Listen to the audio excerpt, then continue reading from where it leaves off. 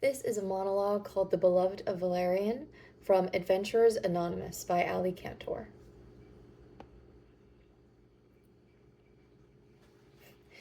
I'm a Googler. I Google. And before there was Google, there was Ask Jeeves. So I asked Jeeves everything. The internet was a simpler place back then. Every time you got a search result, it felt like discovering something that someone had left for you. Websites were run by people, mostly, not companies like they are now. I know because I taught myself to code as a kid. I made websites about the kinds of harmlessly esoteric things geeky, lonely kids made websites about. Like this medieval fantasy series that went out of print before I was born. If you do a search for my name, it still brings up old guestbook entries from the early aughts, back when I used to log on to AOL chat rooms and pretend to be in high school. I left breadcrumbs all over the internet, leading to weird little niches I created for myself, thinking that eventually there had to be someone out there who would be happy to find me. I, I imagined she'd be a girl, like me, and that she loved the internet as much as I did. And we could chat and make drag and drop cartoon dolls until bedtime, and I'd go to bed happy every day because I'd have a secret. I had so much affection for this imaginary dream friend and couldn't fall asleep at night because I was too busy smiling in the dark, excited about the possibility of just being seen. And that, to me, was love. That was the excitement I felt in the dark when the lights went out. All of my real life friendships were either intense and destined for ruin or existed mostly in my mind with a kid I admired who didn't think of me twice unless they were looking directly at me. I was so much in my head. So I spent all of this wasted time, crying about things that were on anyone else's radar but my own, because just being with people was as intense as it got for me. I didn't have crushes on boys. I had a crush on the idea of Kate Baratucci from down the block walking home from school with me because her attention would have been everything. It would have been the world. I used to Google poems, sonnets. I used to Google porn. 18 plus fanfic about vampires and CODIS. I used the phrase throbbing alabaster manhood in a creative writing assignment in 4th grade and then got sent to the counselor because I was 9. Throbbing alabaster manhood. I was trying to wrap my head around lust. I'm still trying to wrap my head around lust. The idea of attraction made no sense to me because whenever I'd picture that secret internet friend, they didn't look like anything, and I never felt a longing more insistent than that tug on my soul in the dark. I thought it meant I was unlovable, and I believed it for a long time. It takes very little for a person to convince themselves they're broken, and not much more to start to self-medicate. Getting drunk enough and you get drunk enough and, you won't even be entirely sure you're having sex, let alone dreading it. I thought that was how to be normal. I was pretty stoked when the girls in the house asked me to play with them. That fantasy novel I used to be into was about this girl who lived in a forest, and because she's pure and good, a unicorn devotes herself to her. I don't remember any other plot line, just the girl and the unicorn, so that was the first thing I asked about unicorns. And then I Googled because I wasn't going to play this game in a world where there were actual unicorns and not get a unicorn. Well, not get, never get. That's kind of the point. The unicorn is just devoted to you, usually. You had to be the right kind of person. And this time, I got to decide what kind of person I was, so I was going to do it, whatever it took. If in this universe I had to sell my soul, I was ready to cross my fingers and hope my unicorn was shiny. So I Googled. I Googled how to marry a unicorn in D&D. Not because I wanted to marry a unicorn. This This is not a bestiality thing. It's not even a furry thing, though I have no problem with them. Kink out, whatever. It just, it was not knowing what the hell to type into the search bar to figure out if there was a way to get your own devoted unicorn in a game I knew nothing else about. It took some scrolling, but eventually I learned about an exalted prestige class, like a character with a really specific kind of backstory.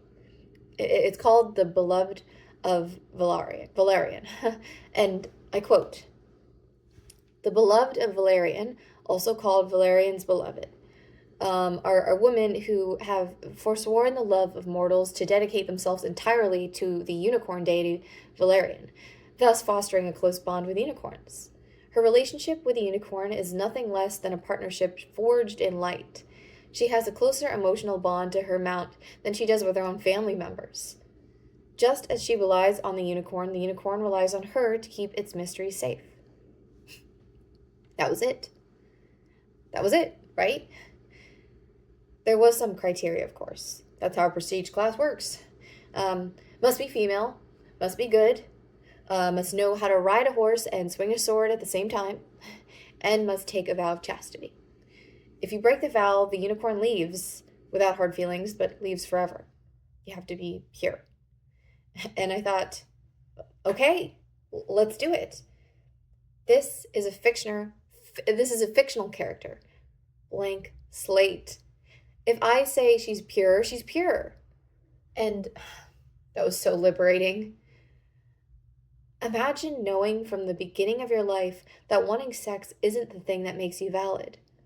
Imagine having ideals so strong you don't fold under peer pressure like you have again and again and again.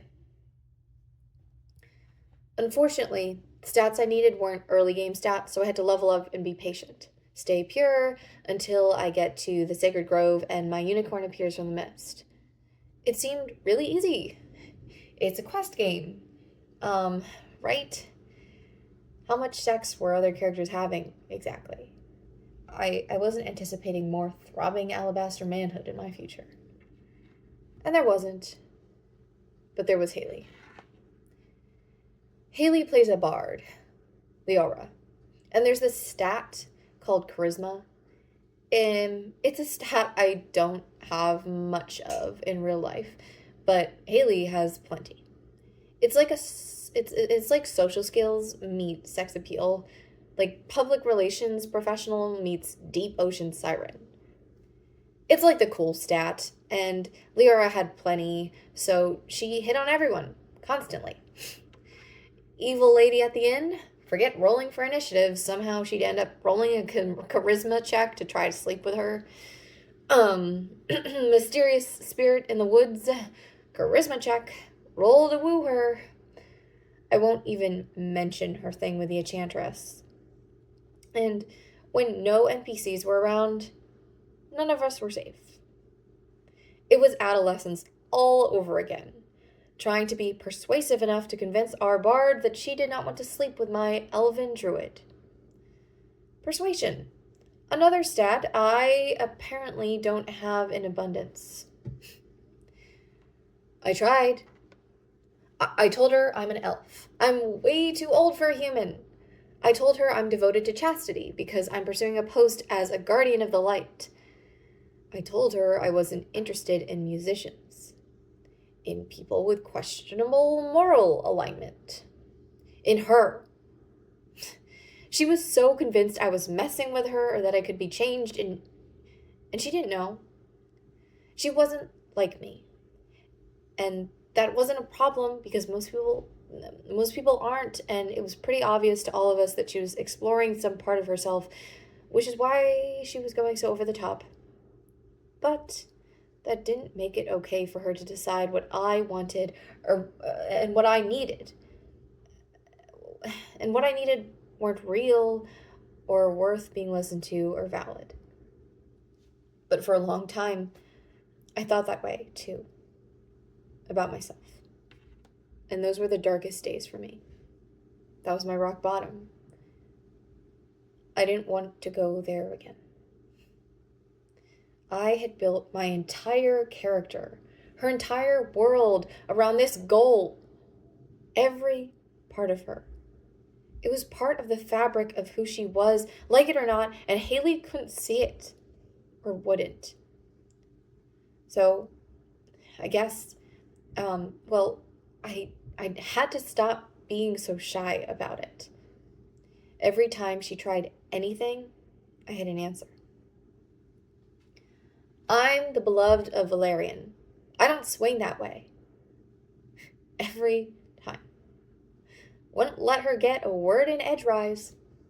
I said it a lot. I said it so many times that I started to believe it. Not in the game, in my life. Some people are friends of Dorothy. I'm beloved of Valarian. I'm Ace. I always have been. Not because of something that happened to me, not because something is wrong. It's part of me, fundamentally. And it has shaped all of my relationships and my interactions and my desires for as long as I can remember. And it takes a lot of work to find a unicorn and be worthy of one, but it's not impossible. So maybe one day I will marry a unicorn. Who knows? I'm not broken. I'm beloved. And I'm not attracted to musicians.